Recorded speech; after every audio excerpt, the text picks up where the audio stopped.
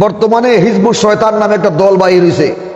এই দলের একটা পান্ডা আছে, সব সময় এই সকল শিক্ষায় শিক্ষিত আলেম ওলামাদেরকে ধর্ম ব্যবসায়ী বলে খুঁটা দেয়, ধর্ম ব্যবসায়ী বলে তাদেরকে তাচ্ছিল্য করার চেষ্টা করে।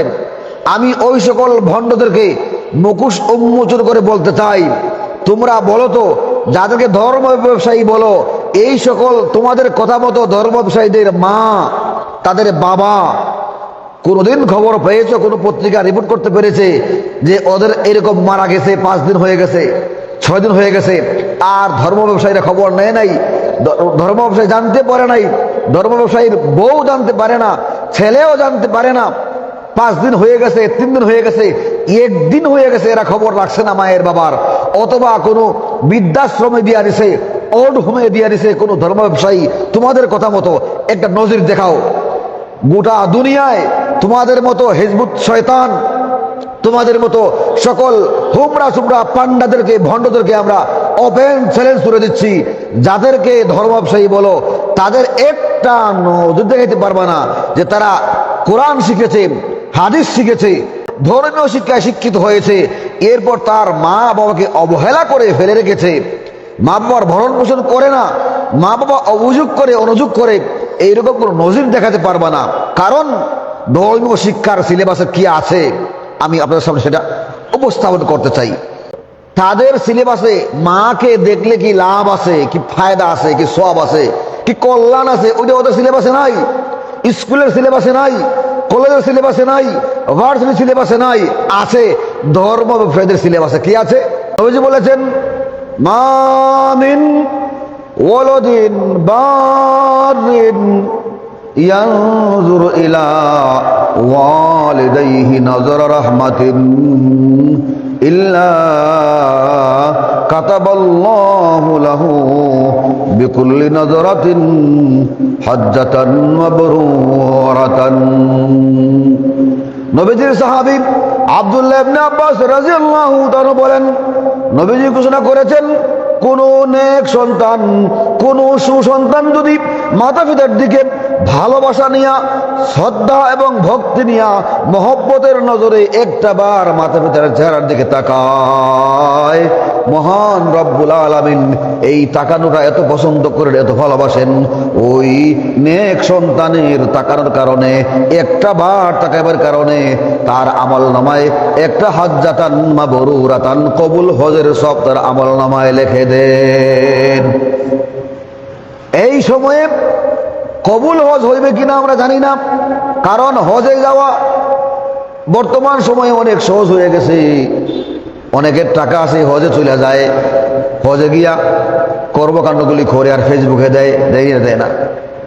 হ্যাঁ, টাকা আছে, কেউ হারাম টাকা নিয়ে হজে যায়, আর কেউ হালাল নিয়ে গিয়েও লোক দেখানোর কারণে, নিয়তের গড়বড়ির কারণে নষ্ট হইয়া যায়। তাইলে এখনো 8 থেকে 10 লাখ টাকা লাগে। আপনি নর্মাল একেবারে 7 লাখের নিচে হজ করতে পারবেন না। তাইলে ধরে নেন একবারে সর্বনিম্ন 7 লাখ টাকা। এই যে হজ যারা করে আসে, হজের প্যাকেজ যারা দেখেছেন, 7 লাখ টাকার নিচে সর্বনিম্ন কেউ হজের প্যাকেজের টাকা দিতে পারে নাই। তাইলে মহান রব্বুল আলামিন আপনার মায়ের দিকে, আপনার বাবার চেহারার দিকে ভালোবাসার নজরে, শ্রদ্ধা আর ভক্তি নিয়ে যদি আপনি মহব্বত নিয়ে যদি একবারটা তাকান, চক্ষু দিয়ে শুধু চাইছেন, দেখছেন, দৃষ্টি ফালাইছেন, তাইলে আপনার আমল নামায় 7 লক্ষ টাকা খরচ করে হজ কইরা কবুল করাইলে, কবুল হজ কিন্তু নর্মাল কোনো বিষয় নয়। আপনার টাকা হালাল হওয়া লাগবে, 7 লক্ষ টাকা লাগবে, হালাল হওয়া লাগবে, লোক দেখানো কোনো রিয়া থাকতে পারবে না। এমন ভাবে যদি আপনি হজ করতে পারেন, ওই হজ যদি কবুল হইয়া যায়, যেই পরিমাণ সব তোমার আমল নামায় আসার কথা, মাতা পিতার দিকে মহব্বতের নজরে তাকাইলে এই পরিমাণ সব। قالوا يا رسول الله وإن نظر كل يوم 100 مرة। ওগো নবীজি, আপনি যত সহজে একবারে সব কামাইয়ের পথ বলে দিলেন, একটা নজর তাকাইলেই হজের সব হয়। হজ করতে অনেক কষ্টের কাজ, যদিও আরবের লোকদের জন্য সহজ, কিন্তু তবুও তাদের জন্য কষ্ট। কত জায়গায় যাওয়া লাগে, ঘোরাফেরা করা লাগে, নামাজ তো এক জায়গায় পড়ানো যায়, রোজা এক জায়গায় করা যায়, কিন্তু হজ এক জায়গায় করা যায় না। হজ শুরু করলে এই মক্কা শরীফ থেকে আপনি মিনায় যাবেন, আরাফায় যাবেন, মুজদলিফায় যাবেন, আবার ফিরবেন, আবার কুরবানি করবেন, জামারাতে যাবেন, পাথর 3 জায়গায় পাথর মারবেন, অনেকগুলো কাজ। এই জন্য হজের চাইতে কষ্টের কোনো আমল নাই। এই কারণে সাহাবায়ে কেরাম বললেন, ওগো নবীজি, আপনি যে এত সহজে বললেন হজের সওয়াব পেয়ে যাবে মাত্র একটা নজর তাকাইলে, এই সহজ হওয়ার কারণে, সহজলভ্য হওয়ার কারণে কোন সন্তান যদি দৈনিক 100 বার ওয়াইন নাজরাম কুল্লা ইয়াউমিন মিআতা মাররাতিন, যদি কোনো সন্তান মাতা পিতার দিকে মহব্বতের নজরে দৈনিক 100 বার তাকায়, ঘরে ঢুকে তাকায়, বের হয়ে আবার তাকায়, কারণ জানে মহব্বতের নজরে তাকাইলে এক কবুল হজের সওয়াব পাওয়া যায়। এইটা বুঝা, যদি লাভ বুঝা, ফায়দা বুঝা, তার বেনিফিট বুঝার কারণে যদি দৈনিক 100 বার তাকায় ফেলে, তবুও কি আল্লাহ তাকে 100 হজের সওয়াব দিয়া দিবেন? فقال رسول الله صلى الله عليه وسلم نعم الله আকবার আতয়াবু। হে আমার সাহাবায়ে কেরাম, তোমাদের কাছে যদিও কঠিন মনে হয়, এত সহজে আল্লাহ এত বড় সওয়াব দিয়ে দিবেন, এটা কেমনে হয়? কিন্তু আমি বলছি নাম, হ্যাঁ হ্যাঁ, কোন সন্তান যদি মহব্বতের নজরে মাতা পিতার দিকে এক নজর তাকায়, তার 1টা হজের সওয়াব, 2 বার তাকাইলে 2টা হজের সওয়াব, 3 বার তাকাইলে 3টা হজের সওয়াব, এমনকি 100 বার যদি দিনের ভিতরে তাকায়, তার আমল নামায় 100 কবুল হজের সওয়াব লিখে দিকে আল্লাহ কার্পণ্য করবেন না। কারণ আল্লাহ হচ্ছেন আল্লাহু আকবার, আল্লাহ বড়, আল্লাহ এগুলি দিলে আল্লাহ কিন্তু কমবে না। আতয়াবু, আল্লাহ স্বচ্ছ হিসাব নিকাশ রাখেন, ফুরাইবেন একটা আর দিবেন একটু কম।